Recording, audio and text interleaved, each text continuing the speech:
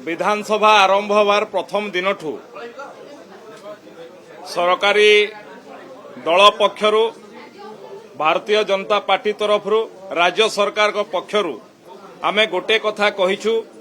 जे आमे राज्यर सबु स्वार्थ संबलित जहा विषय रही सबु विषय उपरे आलोचना पाई प्रस्तुत एवं जदि विरोधी किछि कंस्ट्रक्टिव सजेशन मध्य देबे ताकू मध्य ग्रहण करी समाधान करबा पाई प्रस्तुत। आपण माने सुनिथिबे गतकाली राज्यपालकर भाषणर धन्यवाद प्रस्ताव उपरे जेतेबेले माननीय मुख्यमंत्री मोहन चरण माझी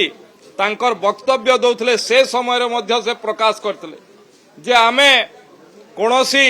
सचिवालयर पहाच उपरे किंबा घरर पहाच उपरे छिड़ा ही दीपद कथा कही पळेवार लोक नुह आमे संपूर्ण भावरे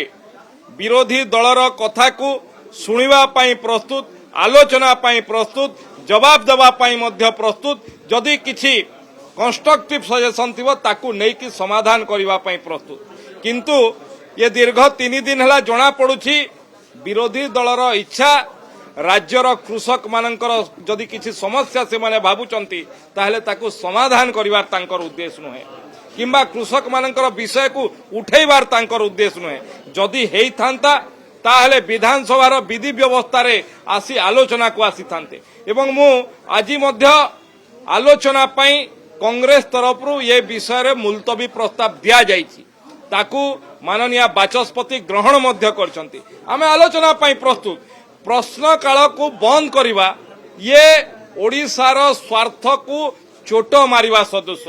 आदु ओडिशार स्वार्थ को जलांजलि देवा सदृश ये कथा जो माने ओडिशा को भल पांती नाही ओडिया को भल पांती नाही जो माने तांकर मन भितरे घृणा अछि एवं ओडिशा को भल पाइबा ड्रामा करूछंती से मान को मोर अनुरोध जे आपण माने आलोचना को आसंतु ओडिशार साधारण लोकंकर निर्वाचित करी विधायक मान को पठैछंती जे तांकर स्वार्थ संबलित अंचलर स्वार्थ संबलित ओडिशार स्वार्थ संबलित कथा को प्रश्नोत्तर जरिया रे उठेइबे तार समाधान खोजिबे किंतु सेथिरे विरोधी दल पलायनपंथी होउछंती एवं आलोचना को आसुनांती एथिरे तांकर कोनोसी समस्या कथा आलोचना करबा पई वास्तव रे नाहंती सस्ता राजनीतिक रोटी सेकिबा पई से माने चाहुचंती याकू ओडिशावासी देखुचंती नुआपड़ा रे जवाब देछंती आकू मध्य विरोधी को जवाब देबे।